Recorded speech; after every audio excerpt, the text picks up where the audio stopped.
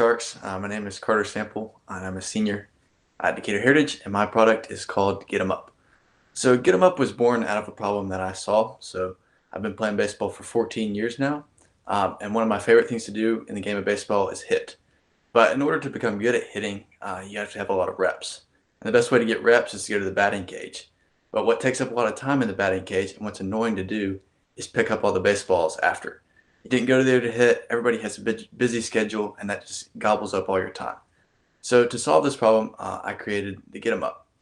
So the Get 'em Up is two pieces of 2-foot PVC pipe, making a 4-foot long tube connected with a pipe fitting, so that you can take it off and carry it easier because everybody's trying to juggle things when you're going to the ball field, and so this just makes it a little bit easier to carry, so you're not trying to jostle with a 4-foot long tube. And then it has a metal pin at the bottom that holds the baseball up in there. So it can hold 16 baseballs, and then you just turn it over and dump it into the bucket when you're done. So another part of Get 'em Up is the health benefit. So parents who are throwing to their kids are getting a little bit past their prime, and that's when a lot of strain on the back becomes a little bit dangerous, and the parents can become injury prone. And so this product also helps the parents save their knees and backs. So now I'll try to give you a little brief demonstration. We'll see if we can get this to work.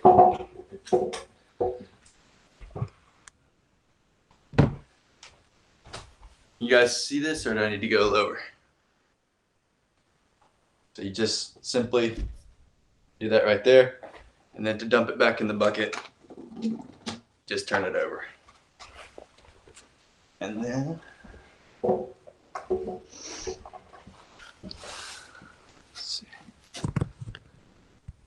And then if you want to take it apart, just slide it right out.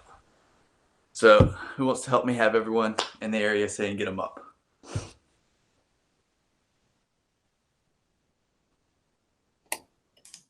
It's actually a neat concept and something simple that you were able to create to fit a need. So it's actually pretty cool. Thank you. Quick question though, you mentioned that it was something that you had been doing for the past 14 years or so. What made you just now decide to think of it, or is it something you've already been using for a while now? Well, really just trying to think through business ideas for this class. Kind of made this happen. Baseball season was coming up in the spring, so I was trying to get ready by getting some reps in the cage for the season. I was like, wow, this is really annoying. I have better things to be doing than picking up these baseballs. So I was like, oh, what can I do to help this?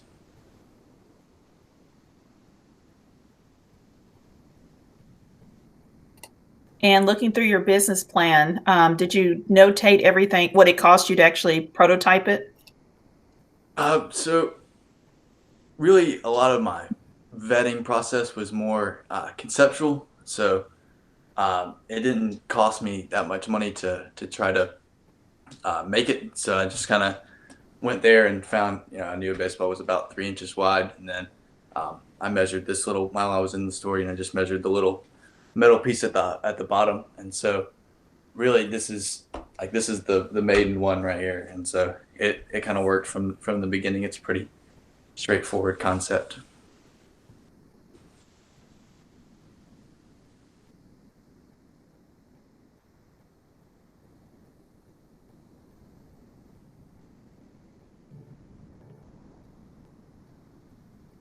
I'm sorry, is it my turn now?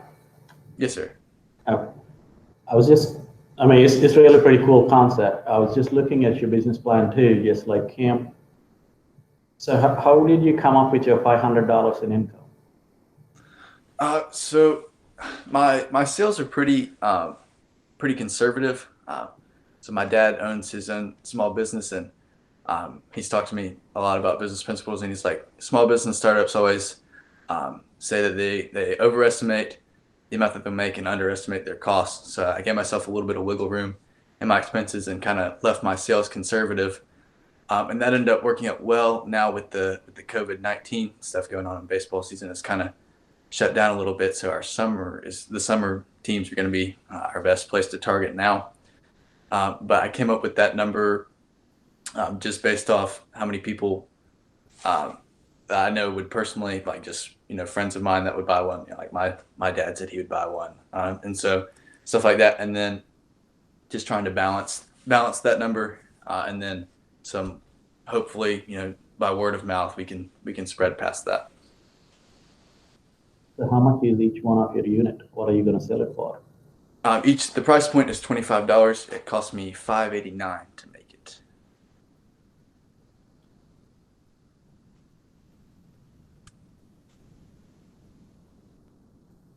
I'll pass it on to Robbie now.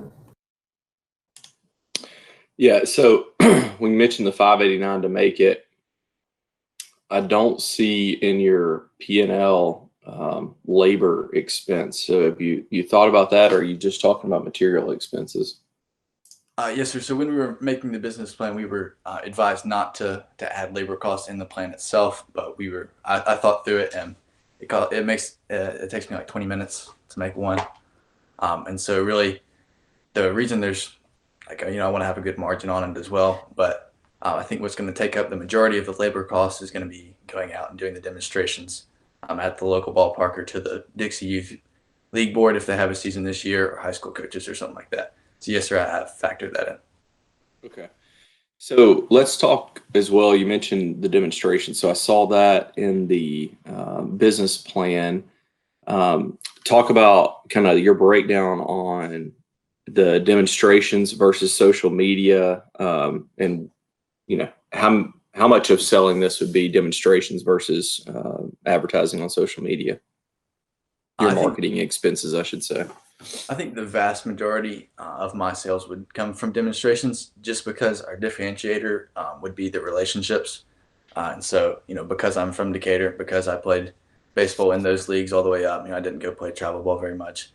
So I grew up in those leagues, so that relationship is really what kind of sets us apart. So I think the vast majority of my sales would be from there, especially because, and then, social media, it just kind of feels a little bit impersonal. And I think the face-to-face interaction, which, maybe 6 feet apart, face-to-face interaction, I think that would just kind of bring it home a little bit better. Okay. Yeah. So I would tell you, so I'll disagree with you a little bit, because I think there's what you come up with is really cool. And there's a way to do targeted social media ads. So someone that hashtags baseball or has a picture of a baseball or something like that, you could pay for ads that specifically had mentioned baseball in them to get a different audience there. So just something to consider. I know you're going off to college and sooner than most people and that type of thing. So I know that may not be what you're interested in, but just wanted to mention that to you. Another thing is, like, it doesn't right now. It doesn't ship too well. That, and it's not very, I guess, sexy, you could say. Yeah, that's right. Well, so speaking of that, I was actually going to ask you about that too. So I saw physically how it worked. You showed the demonstration, but I didn't see the metal pin or anything like that. So can you show a little bit more of the intricacy of it? Yeah, I'll try to show it. It's a little bit kind of up in there. Okay. It's pretty small pin. The technical name, if you want to look it up, is a ground wire strap. Okay. Yep. So it's just. So are you concerned? I understand from a design standpoint, what you did was you got two PVC sections, you've got a union between the two, and you've got that metal pin. Is that right? So are you concerned about someone like you putting this out there for one, let's say it's Decatur High School, just because it's in the area.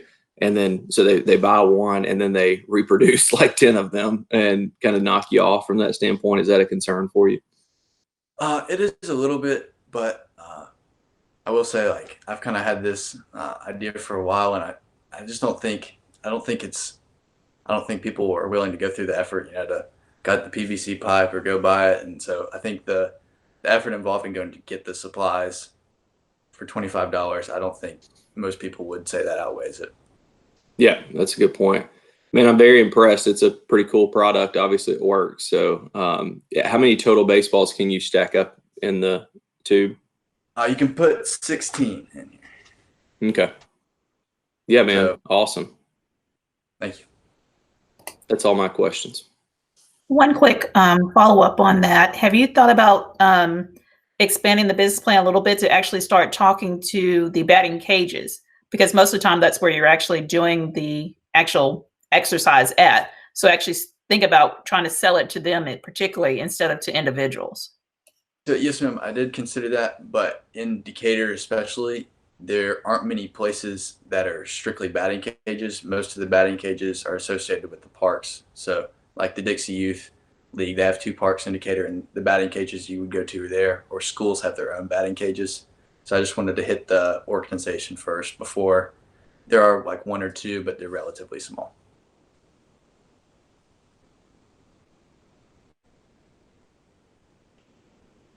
Kim, is that all of your questions? Yes, it is. All right, Chakri, let's come back to you. Do you have any further questions? So I see, I mean, just one quick follow-up. I mean, it's a great idea. What's your expansion plans? I know I see your exit strategy.